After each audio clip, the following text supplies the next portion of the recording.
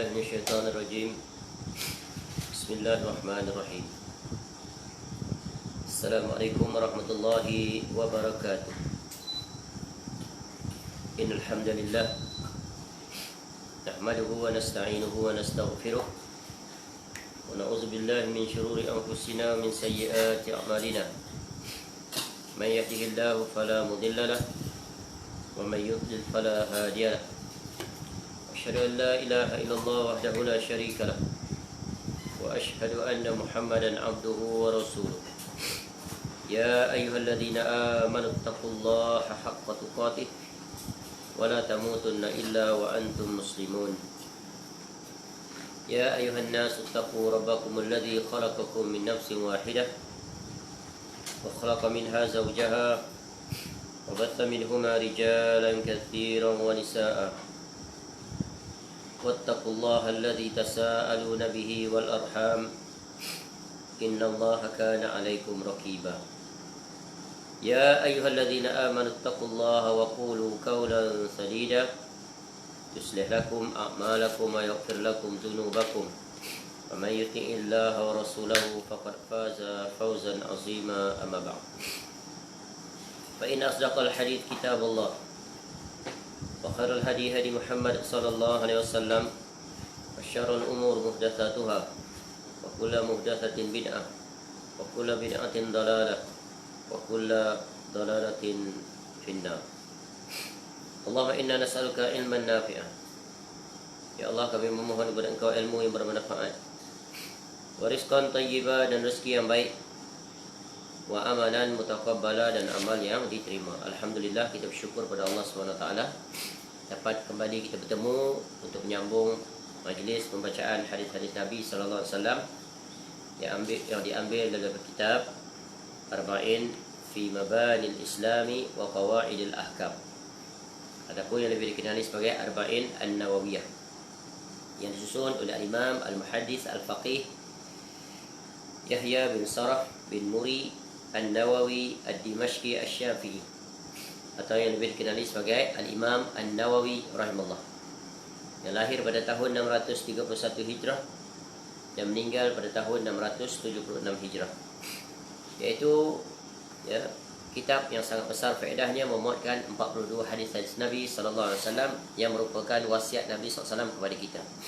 InsyaAllah pada malam ini kita akan menyambung kembali penjelasan masih pada hadis yang sama, iaitu hadis yang ke-25, dan ini merupakan siri yang kedua untuk menjelaskan bahagian yang kedua daripada hadis ini. Hadis ini yang merupakan hadis yang sangat agung yang berkaitan dengan penjelasan Nabi sallallahu alaihi wasallam bahawa setiap kebaikan adalah sedekah. Hadis yang menjelaskan tentang bagaimana datangnya para sahabat Nabi sallallahu alaihi wasallam yang miskin mengadu pada Nabi sallallahu alaihi wasallam tentang betapa mereka telah didahului oleh orang-orang kaya. Sama dalam bab-bab yang berkaitan dengan kewajipan Islam, tapi mereka memiliki kelebihan dari satu sudut, iaitu kekayaan harta yang Allah berikan kepada mereka dapat mereka gunakan untuk bersedekah. Dan ini tidak dapat dilakukan oleh orang-orang miskin, iaitu para sahabat Nabi SAW. Jadi mereka merasai cemburu. Jadi mereka datang mengadu hal itu pada Nabi SAW, mengharapkan adanya jalan keluar daripada perkara yang mereka sedang hadapi itu. Maka sungguh Nabi SAW menjelaskan bagaimana jalan keluar untuk mendapat menyamai orang-orang kaya yang diberikan kelebihan dari sudut harta. Maka mereka mendapat tambahan pahala dengan menginfakkan harta mereka. Baik, kita akan baca kembali hadis ini, kemudian kita akan lihat penjelasan Nabi SAW pada bahagian yang kedua. Bahagian yang pertama telah kita jelaskan, iaitu tentang faedah-faedah yang kita dapat daripada sikap para sahabat Nabi SAW yang miskin itu. Kemudian tentang orang kaya, kemudian bagaimana gambaran generasi terbaik itu berbanding dengan generasi yang datang kemudian. Sungguh terdapat perbezaan yang sangat besar. Kerana para sahabat Nabi SAW, khususnya yang miskin itu, mereka datang mengadu dalam urusan akhirat, bukan urusan dunia. Padahal itulah yang sepatutnya, kalau mengikut akal, keadaan yang mereka hadapi, mengadu dalam urusan kesulitan dunia itu lebih utama daripada mengadu tentang urusan amal ibadah, kerana yang mereka perbandingkan adalah dengan orang kaya. Ya, maka sungguh ini satu teladan yang sangat agung. Hendaklah kita sentiasa runsing, ya, rasa keterbelakangan, rasa ketinggalan di dalam urusan akhirat, bukan urusan dunia. Kerana dunia adalah perkara yang kecil, perkara yang akan ditinggalkan. Namun akhirat adalah tempat yang akan kita tujui. Di sanalah kita akan menginap, di sanalah kita akan, ya, bertempat. Maka pastikan negeri akhirat yang akan kita tinggal itu nanti, menetap di situ adalah negeri akhirat yang mendatangkan kebahagiaan, kenikmatan. Itulah syurga, ya, Firdaus. Baik. Qala al-Imam An-Nawawi rahimahullah. Ya, al-hadits al-khamis wal 20 an Abi Dzar radhiyallahu anhu anna nasan min ashabin Nabi sallallahu alaihi wasallam qalu lin Nabi sallallahu alaihi wasallam, ya Rasulullah, dhahaba ahlu ad-dusuri bil ujur yusalluna kama nusalli wa yasumuna kama nasumu wa yatasaddaquna bi fuduli amwalihim. Qal awalaysa qad ja'ala Allahu lakum ma tasaddaqun inna bi kulli tasbihatin sadaqah wa kulli takbiratin sadaqah wa kulli tahmidatin sadaqah wa kulli tahlilatin sadaqah wa amrun bil ma'rufi sadaqah wa nahyun an munkarin sadaqah wa fi bud'i ahadikum sadaqah. Qalu ya Rasulullah, ayati ahaduna syahwatahu wa yakunu lahu fiha ajrun? Qal ara'aytum law wada'aha fi haramin akana alayhi fiha wizrun? Fakadzalika idza wada'aha fil halali kana lahu ajra. Rawahu Muslim. Dari Abu Dzar radhiyallahu anhu bahawa beberapa orang dari sahabat Rasulullah sallallahu alaihi wasallam berkata pada Nabi sallallahu alaihi wasallam, wahai Rasulullah, orang-orang kaya telah pergi dengan membawa banyak pahala. Mereka solat seperti kami solat, mereka berpuasa seperti kami berpuasa, dan mereka bersedekah dengan kelebihan harta mereka. Beliau SAW bersabda, bukankah Allah telah menjadikan bagi kamu sesuatu yang dapat kamu sedekahkan? Sesungguhnya pada setiap tasbih adalah sedekah, setiap takbir adalah sedekah, setiap tahmid adalah sedekah, setiap tahlil adalah sedekah, menyuruh kepada yang ma'ruf adalah sedekah, mencegah dari yang mungkar adalah sedekah, dan salah seorang daripada kamu bercampur dengan istrinya adalah sedekah. Ya, mereka bertanya, wahai Rasulullah, apakah jika salah seorang dari kami mendatangi syahwatnya, yakni yang berhubungan, ya, suami isteri, maka ia mendapat pahala di dalamnya? Beliau sallallahu alaihi wasallam jawab, apakah pendapat kamu sekiranya ia melepaskan syahwatnya pada yang haram, bukankah ia mendapat dosa? Maka demikian pula jika dia melampiaskan syahwatnya pada yang halal, maka ia memperoleh pahala. Hadis riwayat Muslim nombor 1006. Baik. Pada bahagian yang pertama telah berlalu penjelasannya, iaitu di mana kita telah jelaskan secara terperinci tentang beberapa perkara, khususnya tentang, ya, keutamaan, kesungguhan para sahabat Nabi SAW, khusus para sahabat yang miskin. Dan kita menjelaskan tentang keutamaan para sahabat Nabi SAW yang miskin dan para sahabat Nabi SAW yang kaya. Namun di situ ada kelebihan. Orang-orang kaya yang bertakwa ada kelebihan di sisi Allah. Orang-orang miskin yang bertakwa di sisi Allah Ta'ala ada juga kelebihan. Dan daripada dua posisi itu, kedudukan anugerah nikmat Allah yang tak sama di antara orang kaya dan orang miskin menjadi pelajaran agung bagi kita. Iaitu jangan kita berdengki dalam urusan dunia, tapi yang kita dituntut adalah cemburu dalam urusan akhirat. Itulah dia cemburu yang hakiki, cemburu yang mendatangkan manfaat. Bukan hanya di dunia, ya, tapi juga yang lebih kita harapkan adalah di negeri akhirat.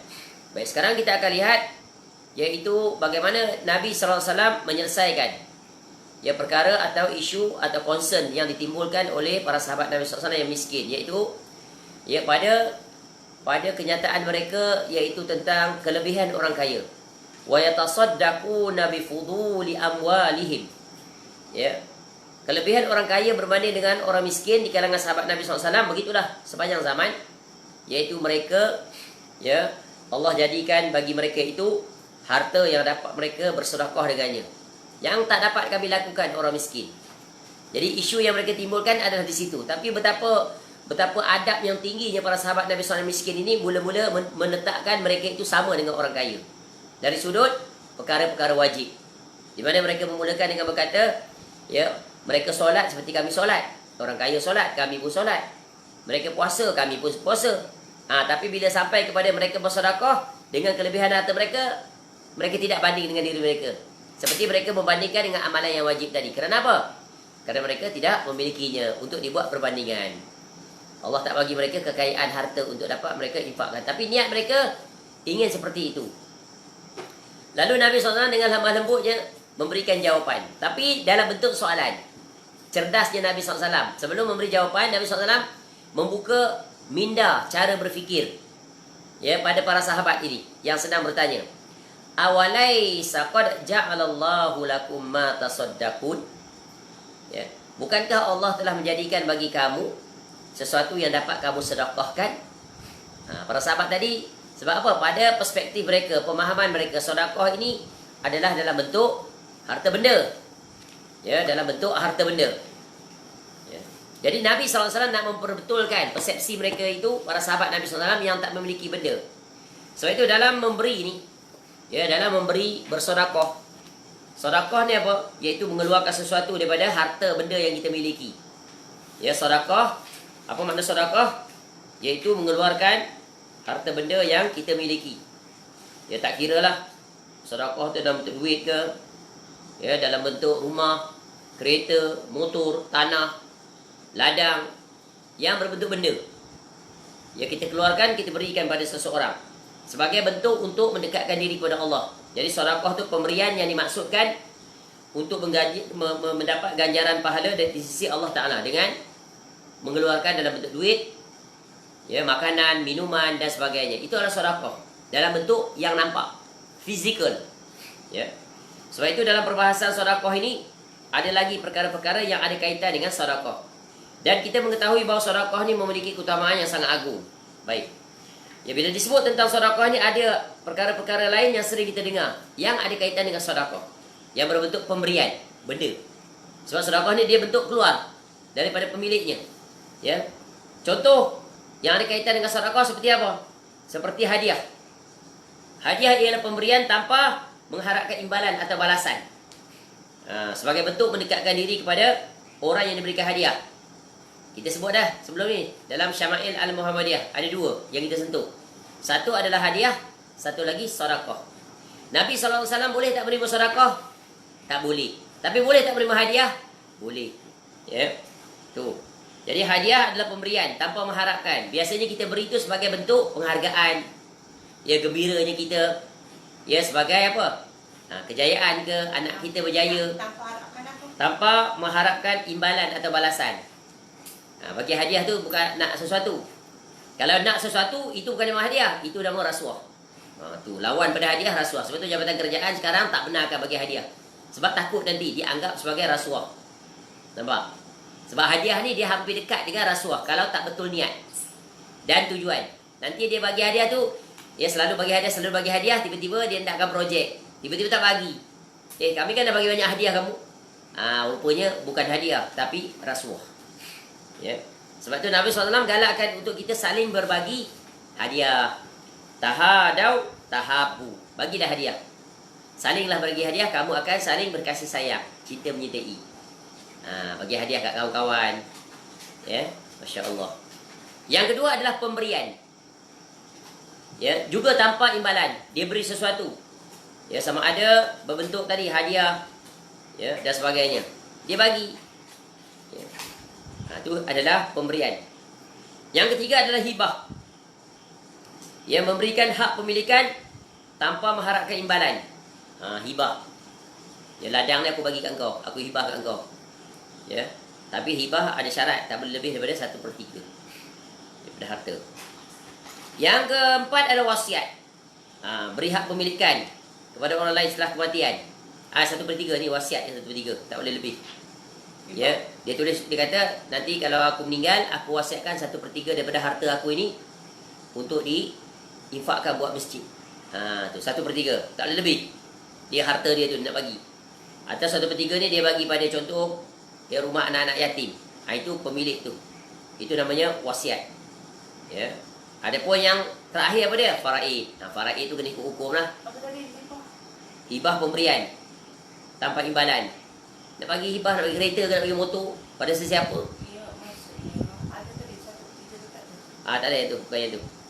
Hibah ni maknanya waktu hidup siap-siap dah dia bagi pada anak dia sebut duit yang dia ada. Katakan dia ada duit 100,000, bagi siap-siap lah. Dah, selesai. Itu boleh. Ya, sementara dia hidup dia boleh bagi. Tak perlu ikut hukum faraid. Faraid ni bila dia mati. Faham? Jadi ini semuanya berbentuk ada kaitan dengan sedekah. Sebab apa? Memberi. Ya, memberi. Keluar. Baik. Jadi apa yang dimaksudkan di sini oleh para sahabat Nabi SAW miskin ni, sedekah ni orang kaya ni dia boleh keluar duit, bagi sana sini. Ya, bantu orang susah. Jadi orang miskin tak ada apa nak bagi. Duit tak ada. Ya. Jadi apa yang mereka nak bagi? Sedangkan mereka tahu sedekah tu adalah memiliki ganjaran yang sangat besar pahalanya di sisi Allah. Sehingga di dalam Al-Quran banyak sekali Allah menjelaskan keutamaan-keutamaan. Contoh dalam surah Al-Baqarah ayat 261. Masalul ladzina yunfiquna amwalahum fi sabilillah kamathali habbatin ambatat sab'a sanabila fi kulli sumbulatin mi'atu habbah wallahu yudha'ifu liman yasha wallahu wasi'un alim. Perumpamaan orang-orang yang menginfakkan hartanya di jalan Allah seperti sebutir biji yang menumbuhkan 7 tangkai. Pada setiap tangkai ada 100 biji. Allah melipat gandakan bagi sesiapa yang dikehendaki dan Allah Maha Luas, Maha Mengetahui. Orang miskin, kesian dia. Ketika orang boleh menggunakan harta untuk membantu Nabi SAW dalam jihad, keluar duit beli senjata, sebab nak pergi perang kena ada duit. Nak beli pedang, nak beli tombak, itu semua kena belanja sendiri. Ya, kalau naik kuda kena beli kuda. Kalau naik unta kena beli unta. Pakaian, baju besi, topi besi semua kena beli. Bukan kerajaan yang supply. Zaman Nabi SAW para sahabat tu beli. Ya, sebab ketika itu Nabi SAW ya, kerajaannya bukan kaya. Jadi masing-masing berjihad, berkorban harta benda. Tu. Dan ada di antara orang kaya tu keluar duit, tolong belikan. Jadi orang miskin pun nak juga, tapi tak ada apa dia nak bagi. Ya. Barangkali di antara mereka pun tak boleh pergi ke medan jihad. Barangkali dah tua, sakit dan sebagainya. Sedih. Tu. Sebab orang yang menginfakkan ni, masya-Allah, pahalanya besar sekali. Ya. Dan banyak sekali ayat Quran yang menjelaskan bahawa perintah untuk berinfak. Tengok Allah sebut, lan tanalul birra hatta tunfiqu mimma tuhibbun wa ma tunfiqu min syai'in fa innallaha bihi alim. Kamu tidak akan memperolehi kebajikan sebelum kamu menginfakkan sebagai harta yang kamu cintai. Dan apa pun yang kamu infakkan tentang hal itu, sungguh Allah Maha Mengetahui. Tanda kita ya tidak cinta pada harta benda adalah manusia infak. Tak terkena penyakit hubul dunia, hubul mal. Maka dengan cara apa? Memperbanyakkan sedekah. Dan para sahabat Nabi SAW, mereka adalah orang yang bersegera dalam bersedekah. Abu Bakar As-Siddiq radhiyallahu anhu contoh yang menakjubkan. Tak ada satu penduduk di muka bumi pun boleh lawan dalam hal jurusan infaknya di jalan Allah. Seluruhnya habis dibagi. Tinggal dia je. Ya. Yang ada pada aku hanya Allah dan Rasul je. Ada sahabat yang menginfakkan separuh daripada harta mereka. Ada sahabat yang menginfakkan 1000 unta dan macam-macam lagi lah. Ya, sesuai dengan kemampuan mereka. Masya Allah. Ya. Dan Nabi SAW juga memberikan peringatan khusus ni dalam bab bersedekah. Bersedekah ni bukan tunggu kita nak ada banyak duit, ada lebihan baru nak bersedekah. Tak. Bersedekah ni contoh dengan jiran-jiran kita. Kita boleh bersedekah. Masak, kita bagi sedikit pada jiran. Ada buah-buahan, bagi sedikit merasa. Balik kampung, bawa macam-macam ubi kayu, ubi keledek. Ingat, dah asing-asingkan untuk jiran kiri kanan. Bawa balik pisang daripada kampung banyak, bagi seorang sikit. Itu maknanya infak. Bersedekah. Ya. Tu. Dan bersedekah bukan mesti benda yang mahal, tak. Ya. Bukan mesti. Ya, kadang-kadang kita cari orang, kita tak boleh bantu, kita cari orang. Siapa nak berinfak, kita tolong edarkan. Dapat pahala. Tu. Ya. Dan khusus Nabi SAW memperingatkan pada para wanita. Para wanita sangat-sangat dituntut untuk berinfak. Infak ni bagaimana? Tu masak kat dapur. Buat kuih, buat roti, bagi jiran kiri kanan. Peringatan Nabi SAW banyak ni pada para wanita khususnya. Ya ma'syaran nisa tasaddaqna walau min huliyikun fa inna kunna aktsaru ahli jahannama yaumal qiyamah. Wahai kaum wanita, bersedekahlah meskipun dengan perhiasan kamu. Sesungguhnya pada hari kiamat kamu adalah penghuni neraka jahanam yang paling ramai. Sebab perempuan banyak dosa. Diri dia tu dulu berjalan keluar orang tengok, dedah aurat dedah sini, dapat dosa. Tapi Allah bagi jalan untuk selamat. Dulu muda-muda kan banyak buat dosa, dedah aurat. Ya tudung tak pakai, hijab tak tutup. Tu. Waktu sekolah dulu, dia pakai skirt aja sekolah. Tapi dah balik dah. Pakai. Ya, Nabi SAW juga bersabda dalam hadis yang lain, ya nisa al-muslimat la tahkiranna jaratun li jaratiha walau firsina syah. Wahai kaum muslimah, wanita, jangan kamu merasa rendah diri untuk memberi sedekah pada tetangga jiran kamu, walaupun ia berbentuk hujung kuku kambing. Bagi kuah ke, buat kuah kambing ke, bagi kaki kambing. Ya. Itu daging yang paling low class lah. Kambing kan sedap je, bahagian peha, bahagian belakang. Ya. Tulang rusuk dagingnya. Tapi bagi itu yang paling tu. Walaupun bagi bahagian tu pun itu dah dapat menyelamatkan seseorang daripada azab api neraka. Nampak? Ya, Nabi SAW ingatkan. Begitu juga dalam hadis yang lain, wahai wanita, bersedekahlah dan berbanyaklah istighfar, kerana sesungguhnya aku melihat kamu penghuni neraka yang paling ramai. Ya, berkatalah seorang wanita yang cerdas di antara mereka. Dia kata, ya faqalat imra'atun minhunna jazlah wa ma lana ya Rasulullah aktsara ahli an-nar qal tuksirna al-la'na wa takfurna al-ashir. Ya, kenapa wanita ni paling ramai ya Rasulullah, banyak masuk neraka? Perempuan tu tanya. Nabi SAW jawab, kerana kalian banyak melaknat dan banyak mengingkari kebaikan suami. Laknat ni apa? Ni mulut tak jaga, laser. Kemudian selalu dia tak bersyukur pada suami. Asyik berungut, dia mengeluh je. Itu tak cukup, ini tak ada, itu tak ada. Tengok jiran sebelah tu bang. Tengok tu, sebelah. Tengok sebelah bang. Baru beli kereta baru. Abang ni sejak kahwin dengan saya daripada dulu sampai sekarang dah ada pinak, dah 7 anak dah. Kereta buruk ni je dah pakai. Tu contoh ungkapan dia. Ya. Abang ni sejak kahwin dengan saya, ya, satu bentuk cincin tak beli. Walaupun cincin swasta. Padahal suami tu orang susah. Bukan setakat isteri dia, dia pun tak mampu nak beli. Kasut dia dah 3 tahun dah pakai, tak tukar-tukar pergi kerja. Lagi elok, lagi pula dia pakai. Ini berhati-hati wahai isteri. Jangan nak komplain suami. Ya, sedap mulut dia. Tak pernah. Ni masuk neraka nanti. Waliyazubillah. Ya. Jadi jalannya bagaimana? Perbanyakkan sedekah. Ya. Dan Nabi SAW bagi keadaan umum peringatan semua. Ya, lelaki dan wanita. Ya tu. Infakhi awin dhahi aw anfiqi wala tuhsi fayuhsiyallahu alaika wala tu'i fayu'iyallahu alaika. Infaklah atau sedekahkanlah, ya, atau nafkahkanlah, dan janganlah kamu menghitung-hitungnya sehingga Allah akan menghitung-hitung pemberiannya kepada kamu. Dan janganlah kamu menakar-nakar, kira-kira, sehingga Allah menakar-nakar pemberiannya padamu. Dia nak bagi pergi kira. Nak bagi RM1 ke RM5, RM1 ke RM5, RM1 ke RM5, RM1 sudahlah. Tu dia. Perkira lah tu. Dia pergi petrol station, bagus dah niat nak sedekah pada pakcik tu isi minyak dia. Tolong isi minyak. Tengok pakcik tu nak bagi RM5 ke RM10. RM5, 10, 5, 10, 5, 10. Dah tak jadi. Itu paling parah. Tak apalah, lain kali masuk itu tutup jalan. Dalam perjalanan menyesal.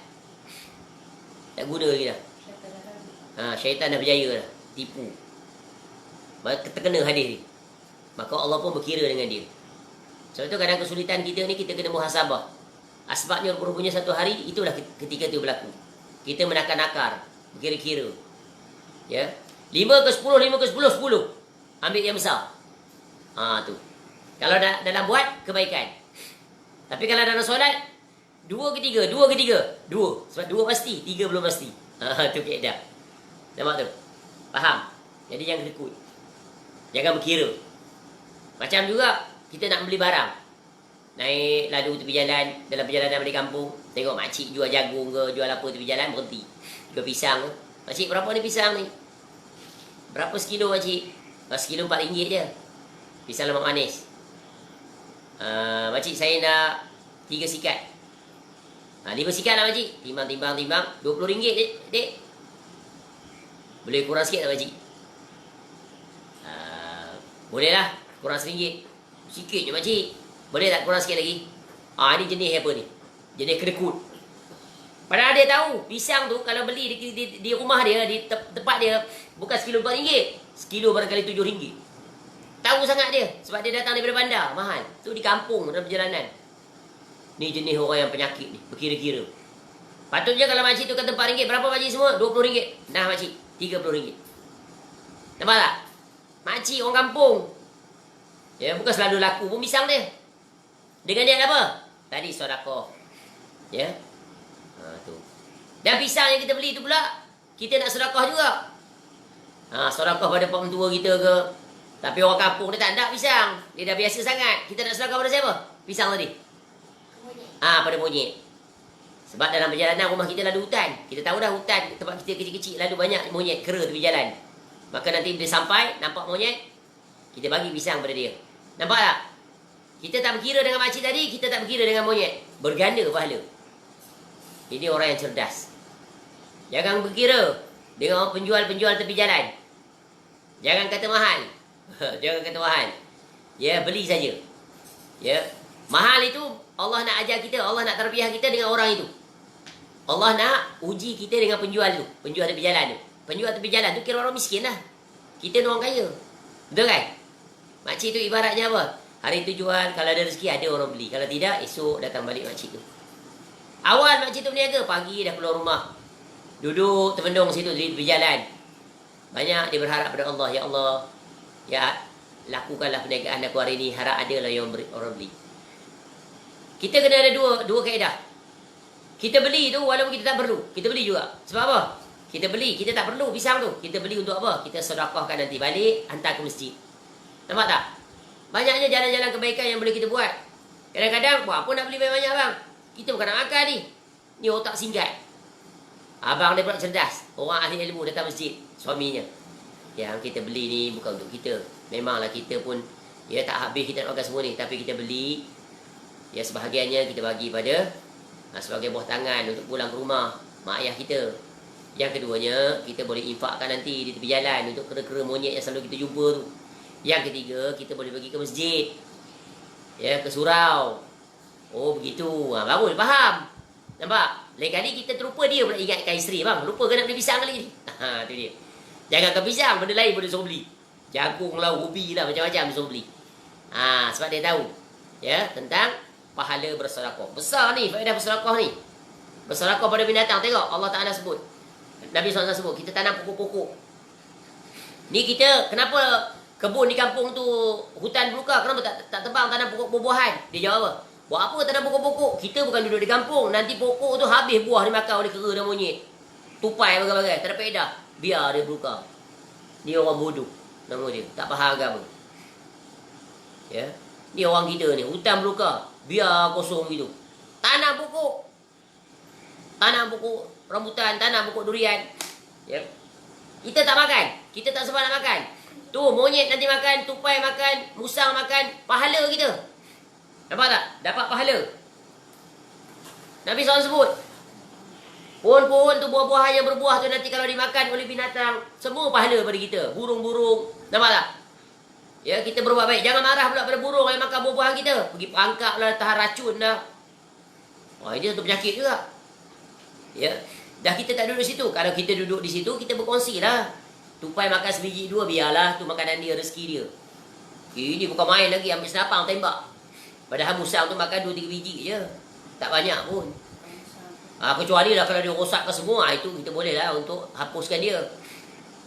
Ni manusia ni kadang sampai tahap tu cara pemikiran dia yang salah. Cuba dia kata, ini rezeki dia. Ya. Kadang-kadang monyet datang rumah kita, patahkan pokok betik kita, betul kan? Biarkanlah dia. Kesian, habitat dia telah diambil oleh manusia. Dia terzolimi. Mana lagi dia nak pergi? Melainkan adalah copot hutan kelapa sawit yang tempat dia berteduh. Patutnya kita bagi makan lagi dia. Tebang pokok betik tu bagi kat dia, makan. Ya, sampai pokok betik pun dia makan pucuk-pucuk. Buah betik muda pun dia ambil. Biarkan dia, itu rezeki dia. Kita tak ada, kita dia ambil betik tu mati tak kita? Tak mati kita. Ya, kesian pada monyet dan kera. Mereka tu adalah makhluk Allah. Belas ihsan pada dia. Baik. Selingan perincian tentang sedekah.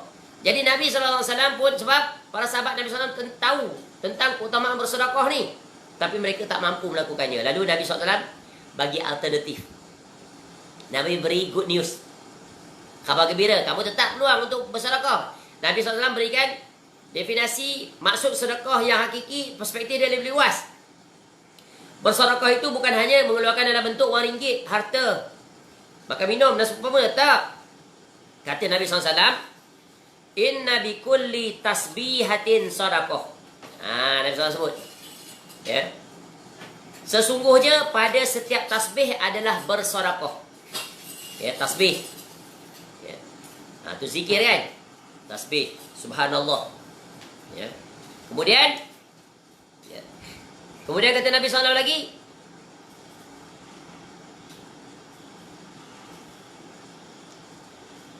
wa kulli takbiratin sadaqah.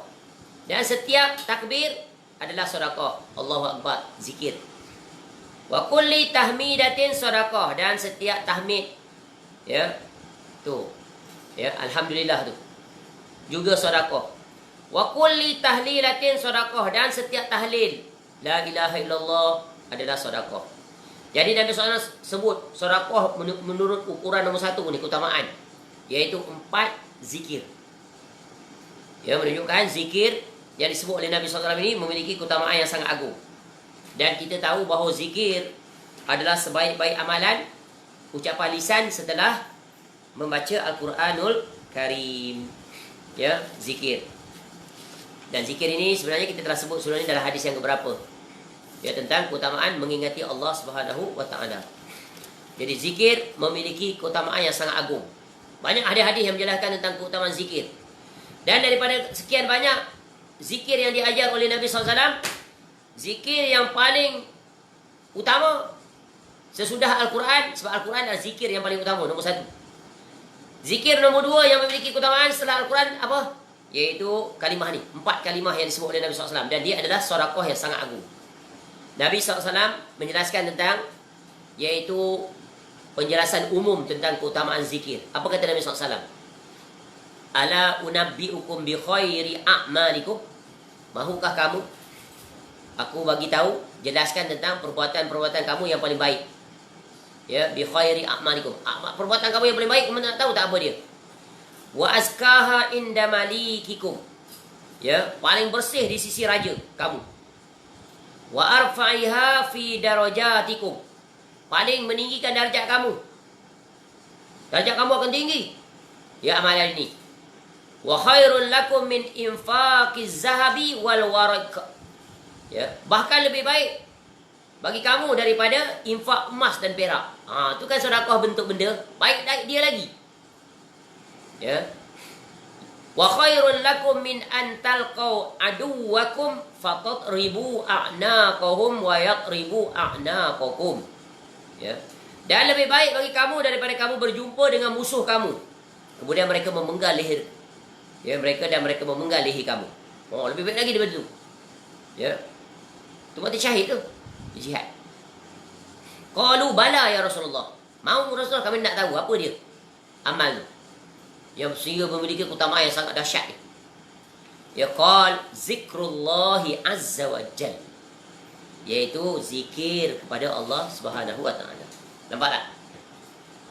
Zikir adalah amalan yang paling mudah dilakukan. Sebab dia perbuatan lisan. Orang miskin, orang kaya, orang cerdik, orang tak cerdik, budak kecil, orang tua, orang muda, lelaki, perempuan, semua boleh buat. Tak perlu keluarkan kos, tak kena bayaran. Iaitu berzikir kepada Allah. Sehingga berkata Al-Imam Ibn Qayyim Al-Jauziyah rahimahullah, ya, dalam kitabnya Al-Wabilus Sayyib min Kalimat Tayyib, ya, ada lebih 70 manfaat Iaitu hal yang berkaitan dengan zikir. Di antaranya, yang pertama, zikir ini akan mengusir, mengekang dan mengalahkan tipu daya syaitan. Sebab hati bila ingat pada Allah, syaitan tak akan dapat masuk dan menaklukinya. Itu nombor satu. Syaitan terkalahkan dengan zikir kepada Allah. Yang keduanya, orang yang berzikir pada Allah akan mendapat dan mengundang redha Allah Ta'ala yang maha pemurah. Allah Ta'ala suka pada hamba-hambanya yang ingat kepadanya. Yang ketiga, orang yang berzikir pada Allah akan terjauhkan daripada kegelisahan dan kesedihan hati. Jiwa tenang, lapang, aman, tercukupkan, tak rasa kegelisahan, tak aman hidup, aman je. Sebab tu nak dapatkan keamanan hidup ni adalah keamanan di hati. Itulah keamanan yang hakiki.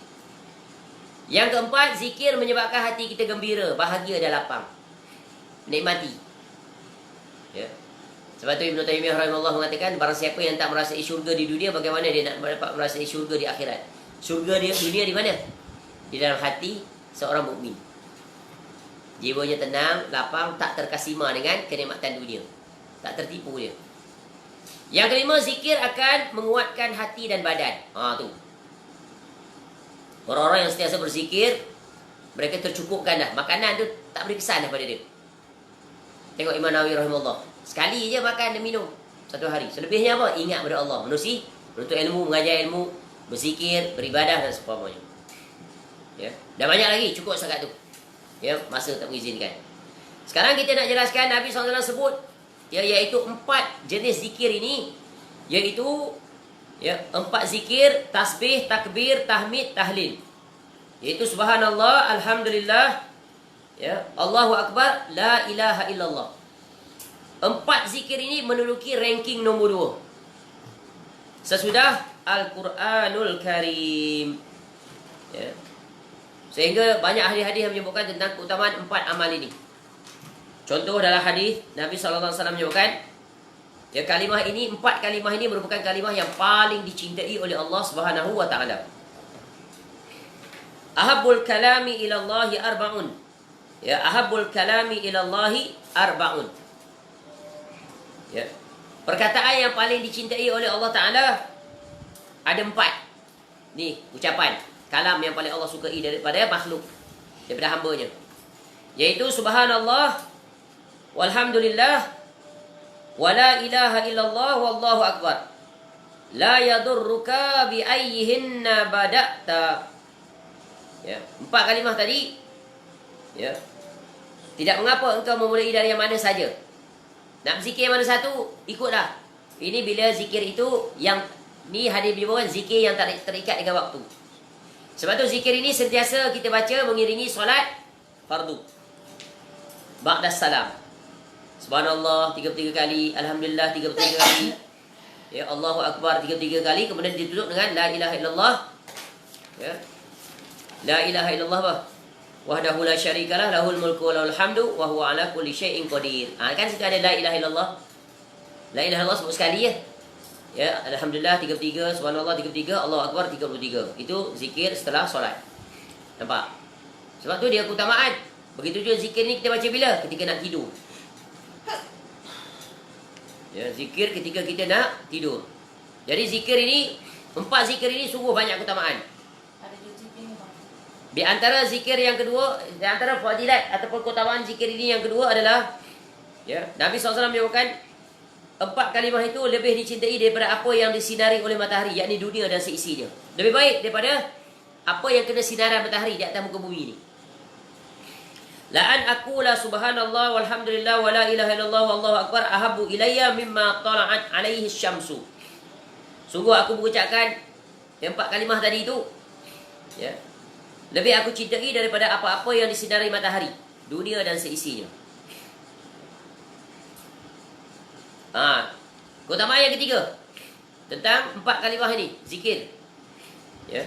Diriwayatkan daripada Ummu Hani radhiyallahu anha, dia berkata, Rasulullah SAW lalu di depanku pada satu hari. Lalu aku berkata pada beliau SAW, Ummu Hani radhiyallahu anha. Ini siapa ni Ummu Hani? Sepupu Nabi SAW. Adik-beradik siapa? Dengan Ali radhiyallahu anhu. Wahai Rasulullah, aku telah tua dan lemah. Ya. Atau sebagaimana yang dia katakan, maka perintahkan kepadaku suatu amal yang dapat aku lakukan sambil duduk. Dah tua dah, tak dapat nak banyak amalan sunat maksudnya, betul kan? Tak larat. Bagi tahu satu amalan yang aku boleh buat sambil duduk. Lalu Nabi SAW pun bersabda, Sabbihillahu mi'ata tasbihatin fa innaha ta'dilu laki mi'ata raqabatin tu'tiqinaha min waladi Ismail wahmadillaha mi'ata tahmidatin ta'dilu laki mi'ata farasin musrajatin muljamatin ila akhir hadis panjang hadis ini. Ya, jadi Nabi SAW pesan bertasbih dan mensucikan Allah Ta'ala satu kali, kerana itu setara dengan 100 hamba saya yang engkau merdekakan dari anak keturunan Ismail. Masya Allah. Baca 100. Subhanallah, pahala sama seperti membebaskan 100 ya hamba saya. Ya, keturunan anak Ismail alaihissalam. Dan bertahmidlah memuji Allah Ta'ala, Alhamdulillah, sebanyak 100 kali, kerana hal itu setara dengan 100 kuda perang yang ada pelana dan tali kekal yang kau bawa di jalan Allah. Dan bertakbirlah mengagungkan Allah, Allahu Akbar 100 kali. Kerana hal itu setara dengan 100 unta yang diberi tanda dengan kalung yang dihadapkan ya ke tempat penyembelihan. Dan bertahlillah mengesahkan Allah, la ilaha illallah 100 kali. Ya. Tu. Dan Ibnu Khalaf yang merawikan hadis berkata, aku kira beliau SAW bersabda kerana akan memenuhi langit dan bumi. Tidak ada amal seorang pun yang diangkat di hari itu kiamat kecuali ia datang dengan amal yang serupa dan engkau berbuat. Banyaknya faedah. Tu. Baca 100 dalam satu hari. Ini yang tak terikat dengan waktu. Yang tadi terikat dengan waktu. Yang 33 tu. Ni terbuka.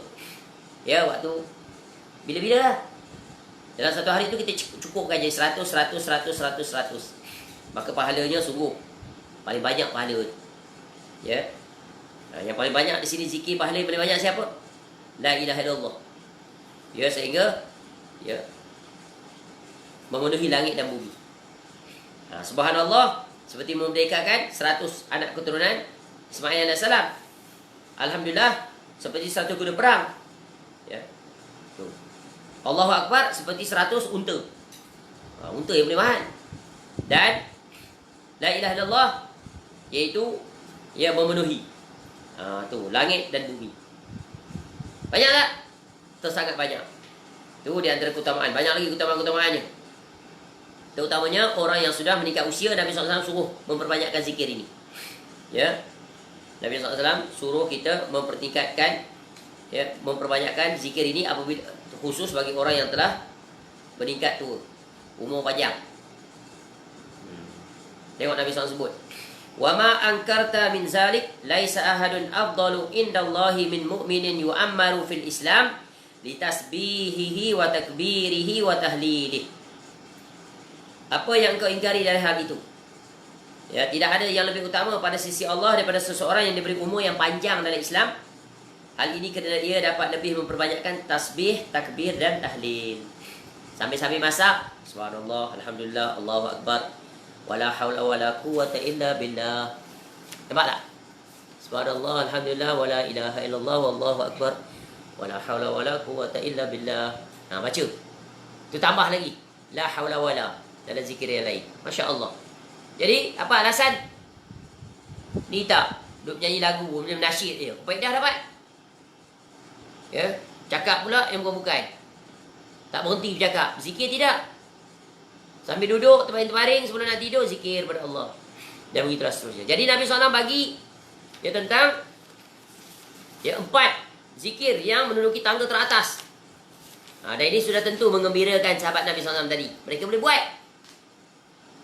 Kemudian Nabi SAW tak cukup setakat itu. Nabi SAW tanpa sambung lagi. Iaitu ya amalan yang kelima, wa'mur bil ma'ruf sadaqah. Ajak orang buat baik pun sedekah. Ajak buat baik. Mudah kan? Jom pergi menuntut ilmu. Ya. Jom pergi masjid, jom baca Quran, jom zikir pada Allah dengan cara yang diajar oleh Allah dan Rasulnya. Ya. Dan bagai-bagai lagi. Ruang untuk mengajak kebaikan ini terlalu luas. Kemudian yang keenam, wa nahyun an munkarin sadaqah. Tu. Ya. Mencegah yang mungkar pun sedekah. Kamu tegur seseorang, ya, dia lalai, dia tak pergi solat masjid, tegur dia, tu mungkar. Dia tak menuntut ilmu, masa dia banyak pun mungkar. Sebab menuntut ilmu wajib. Ya. Ingat dia, jangan melakukan penipuan. Jangan menzalimi orang. Ya. Tu pun dapat pahala, sedekah juga. Kemudian yang ketujuh, yang terakhir Nabi SAW sebut, wa fi bud'i ahadikum sedekah. Kamu bersama dengan isteri kamu pun dapat sedekah, dapat pahala. Para sahabat terkejut ni bab ni.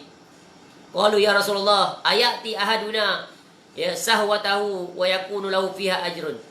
Ya, adakah kami mendatangkan melepaskan syahwat kami pada isteri kami pun dapat pahala juga? Tu. Ya. Qal ara'aitum, Nabi SAW tak jawab tapi Nabi tanya. Ya, takkah kamu perhatikan kalau orang tu dia melepaskan syahwatnya pada perkara yang haram, seperti berzina tu. Ya. Dosa ke pahala? Dosa kan? Dilarang. Tu bila kamu palingkan daripada itu maka pahalalah. Ya, sebab itu dalam hadis lain Nabi SAW sebut apa? Ni kaedah umum. Ni Nabi SAW bagi spesifik contoh-contoh sedekah dari sudut amal ibadah. Kullu ma'rufin sedekah, kata Nabi SAW. Apa saja perkara yang baik, ya, baik ni apa mana? Di sisi syariat, maka itu adalah sedekah. Pahala. Ya. Pahala tu dari sudut apa? Pahalanya sama dengan orang bersedekah, dapat pahala dengan amalan tadi. Ya. Jadi Nabi SAW bagi, ya, beberapa contoh amalan yang semua orang boleh lakukan. Khusus orang miskin. Dia ada kemampuan ni. Tak ada alasan dia untuk tidak boleh melakukan zikir ini. Apatah lagi orang kaya. Orang kaya tentu boleh buat. Ya. Jadi, dan yang semua orang boleh lakukan juga iaitu bila orang berkahwin. Dapat pahala dia dengan suami isteri. Tapi ikut kaedah syariat. Ya, Masya Allah, hadis ini sungguh memberikan, ya, kaedah yang sangat agung. Bahagian kedua ni Nabi SAW menjelaskan 7 amalan yang merupakan salah satu daripada sekian banyak, ya, yang termasuk dalam definisi sedekah berbentuk apa? Pahala. Ya, kebaikan. Apa saja kebaikan maka dia adalah sedekah. Jadi kita boleh faham sedekah tu dari 2 jurusan. Satu, sedekah yang memang hakiki, berbentuk benda. Yang itulah yang banyak disebut dalam Quran dan hadis tentang keutamaan orang yang berinfak dengan harta benda yang mereka miliki. Ini ranking dia tinggi. Kemudian disusuli dengan sedekah apa saja selain daripada itu yang berbentuk kebaikan, amal-amal soleh. Ya, amal-amal soleh. Baik. Jadi, ya, inilah bahagian kedua penjelasan tentang betapa Nabi SAW memberikan khabar gembira kepada bukan saja pada fakir miskin di kalangan para sahabat, juga kepada kita. Dan beruntunglah orang yang menggabungkan kedua-dua perkara, iaitu dia bernafkah dari harta kurniaan Allah kepada dia sesuai dengan kemampuan dia, dan juga dia memperbanyakkan amal-amal yang juga sedekah yang boleh dia lakukan. Yang paling ringan adalah berzikir. Ya, kemudian diikuti di samping kecuali yang wajib tetap kena buat. Ya, maka kesimpulan daripada hadis ini, hendaklah kita berlumba-lumba dalam kebaikan. Ya, bersegera untuk melakukan ketaatan. Ya, kerana orang yang bersegera, orang yang berlumba-lumba dalam kebaikan, maka sungguh mereka telah meraih kebaikan yang tak terhitung banyaknya. Jangan kita ditipu oleh harta benda sehingga menyebabkan kita lalai daripada menunaikan kewajipan harta benda. Ya, sebab harta benda ini adalah merupakan ujian yang paling utama terhadap manusia. Kerana banyak manusia gagal dan, ya, teralpa dengan kemewahan hidup. Sebab tu Nabi SAW tak risau dengan kemiskinan, tapi yang Nabi SAW risau dengan apa? Kekayaan. Ya, banyak hadis ini kita dah sebut sebelum ni. Contoh, fawallahi mal faqra akhsha alaikum. Ya, demi Allah, tidaklah aku khawatir, ya, bukanlah kefakiran tu yang aku khawatirkan pada kamu. Aku tak takut kalau kamu fakir, kata Nabi SAW, atas kamu, alaikum. Walakinni, akan tetapi yang aku khawatir, ya, walakinni akhsha, yang aku takut, yang aku khawatir, alaikum, atas kamu ni apa? Antubsatad dunya alaikum. Tu bila dunia ni dibentangkan, dibuka pada kamu, ya, dibuka, ya, kama busitat ala man kana qablakum, seperti mana yang telah dibuka pada orang-orang sebelum kamu. Waktu dulu susah, tiba-tiba dibuka kekayaan dan kesenangan. Apa akibat? fatanafasuha kama tanafasuha wa tuhlikakum kama ahlakathum. Ya. Bila dah dibuka kesenangan dan kekayaan, apa yang manusia buat? Kek dah besar dah. Berebut dah. Tak ambil bahagian masing-masing di kek tu. Kat. Yang tamak ambil separuh dia. Yang tamak lagi semua kek tu dia punya. Sampai sanggup berbunuh-bunuhan. Jadi Nabi SAW sebut, lalu kamu pun berlomba-lomba mendapatkannya. Sebagaimana mereka berlomba-lomba mendapatkannya. Kemudian dunia itu membiasakan kamu. Sebagaimana ia membiasakan mereka. Itu makan kek banyak. Macam orang berebut kek lah. Piece of cake. And then they slice into pieces. Siapa yang tamak? Berebut kek orang tamak. Dia nak semua kat dia. Dia dapat kerja mana tahu. Dapat kecil manis lah perumpamaan dia. Tu mudarat lah. Cari dunia siang malam. Tiba-tiba accident, mati. Siapa yang menikmati harta yang dia cari banyak-banyak tu? Anak dia. Isteri dia. Bergaduh pula anak bini. Ya, sebab anak bini tak berjalan di atas syariat. Tamak dunia juga. Jadi, inilah bencananya. Carilah kekayaan, carilah harta. Jangan lupa bahagian kamu di negeri akhirat. Sebab itu Allah ingatkan kita. وَابْتَغِي فِي مَا آتَاكَ اللَّهُ الدَّارَ الْآخِرَةَ وَلَا تَنْسَ نَصِيبَكَ مِنَ الدُّنْيَا وَأَحْسِنْ إِلَى آخِرِ الْآيَةِ. Dan carilah, wabtaghi, cari. Ya. Apa yang Allah persiapkan untuk kamu di negeri akhirat. Tengok, Allah perintahkan kita mula-mula cari, buat persiapan, kumpul banyak-banyaknya bekalan kamu untuk negeri akhirat. Lepas tu baru Allah perintahkan, jangan lupa bahagian kamu di dunia. Jadi itu adalah fake priority, fake utamaan. Allah ajar kita dah. Utamakan yang paling utama, akhirat. Persiapkan diri kamu. Tapi pada masa apa, kamu ini hidup di dunia, jangan lupa bahagian kamu di dunia. Jangan lupa bahagian. Maknanya bukan seluruhnya. Buat persiapan, be prepared. When time come, there is no second chance. Menyesal pun dah tak berguna lagi dah. Akan berdirilah dia dalam keadaan ketakutan. Nanti didudukkan oleh malaikat di alam barzah. Apa dia nak jawab? Sebab yang akan membantu dia nanti amal dia. Amal tak ada, sikit. Yang banyak, hubud dunia. Harta benda banyak. Di situ tak boleh nego lah dengan malaikat. Boleh tak nego? Aku nak tukar harta aku tu banyak tu, juta-juta. Ladang, kilang, syarikat, kedai, banyak restoran, macam-macam ni aku nak tukar, boleh tak? Nak tukar apa? Nak tukar dengan pahala. No. It's too late already. Yeah. Now, you will be asked question. Yeah, you will be fully responsible terhadap segala perlakuan kamu di dunia. La'anli, balik kami sekejap, sesaat, cannot. Ya, farji' na'mal solihah inna mukinun, also cannot, not accepted. Pujuklah macam mana pun. Ya, dead end. There is no way out. Hadapilah realiti di alam barzah. Itu baru alam barzah. Belum lagi alam akhirat. Semoga Allah menjadikan kita orang yang cerdas. Menjadikan orang yang selamat. Menjadikan dunia sebagai wasilah untuk menuju negeri akhirat. Sebab itu Imam Nawawi rahimahullah nanti akan jelaskan lebih terperinci bab ni. Di mana datang hadis kun fid dunya ka'annaka. Sebelum hadis itu lagi, iaitu izhad fid dunya yuhibbakan nas. Dua hadis ni closely related. Jangan tertipu dengan dunia. Ingat perintah Allah. Persiapkan diri untuk negeri bahagian kamu, negeri akhirat. Pada masa yang sama jangan lupa dunia. Dunia tu mesti kita gunakan dia untuk backup akhirat kita. Sebagai wasilah ke akhirat. Kita bekerja untuk meraih pahala. Ya. Kita mengumpul harta untuk kita meraih pahala. Bukan memenuhi hawa nafsu. Bukan memenuhi kemahuan nafsu. Tak. Tapi memenuhi kemahuan Allah Subhanahu Wa Taala. Maka hadis ini besar sekali faedahnya. Memberikan peringatan dan tamparan yang sangat keras bagi orang-orang yang tertipu dengan dunia. Wahai orang-orang yang Allah kurniakan nikmat dunia yang banyak pada kamu. Jangan kamu lalai, jangan kamu leka. Sebab dunia tak akan mampu kamu memanfaatkan semuanya. Banyak macam mana pun duit kamu dalam simpanan, tak akan dapat kamu belanjakan semuanya untuk memenuhi nafsu kamu. Tak akan. Sebab diri kamu itu kecil saja. Perut kamu itu pun kecil saja. Tak akan dapat memuatkan seluruh makanan sedap yang ada di atas muka bumi. Tak akan. Maka itulah nilaian. Ya, nilaian perut kamu itulah. Apa yang kamu makan, kemudian ya sebahagiannya jadi darah, kemudian sebahagiannya keluar sebagai najis. Itulah nilaiannya. Penat lelah kamu siang malam. Ya.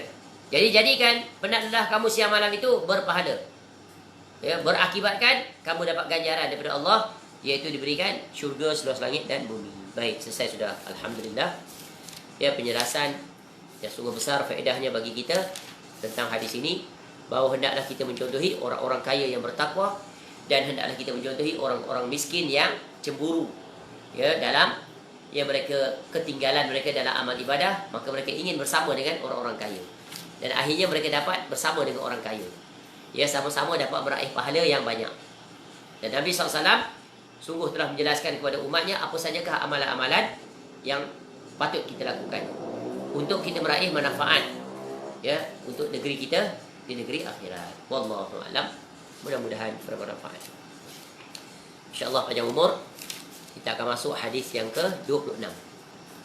Masih ada kaitan dengan hadis yang ke-25, iaitu setiap manusia wajib bersedekah. Bagaimana cara sedekahnya? Nanti akan disebut dalam hadis ini. Wallahu a'lam. Segala kebaikan semuanya adalah anugerah daripada Allah Subhanahu wa taala, dan kita bersyukur di atas nikmat. Ya, sebesar-besar syukur atas nikmat Allah yang diberikan tak terhingga sampai saat ini. Semoga Allah memberikan kita kekekalan di atas nikmat, iaitu nikmat hidayah, nikmat istiqamah, nikmat untuk kita ya tetap melakukan amal-amal ketaatan kepada Allah, patuh, tunduk, dan pada masa yang sama Allah pelihara kita dijauhkan daripada melakukan sebarang kemaksiatan, ya kesyirikan, kebid'ahan dan sebagainya. Dan dengan sebab itu maka kita akan mendapat rahmat Allah, dapat kita dihimpunkan nanti di negeri akhirat bersama pengarang kitab ini Al-Imam An-Nawawi rahimahullah, dapat bersama dengan Nabi SAW di dalam syurga Firdaus ma'alladzina an'amta 'alaihim minan nabiyyin was-siddiqin wasyuhada'i was-shalihin wa hasuna ulaika rafiqa. Wallahu a'lam. Subhanakallahumma wa bihamdika asyhadu an la ilaha illa anta astaghfiruka wa atubu ilaik. Wa sallallahu ala nabiyyina Muhammad wa ala alihi washabbihi wasallam. Wa akhiru da'wana anil hamdulillahi rabbil alamin. Assalamualaikum warahmatullahi wabarakatuh.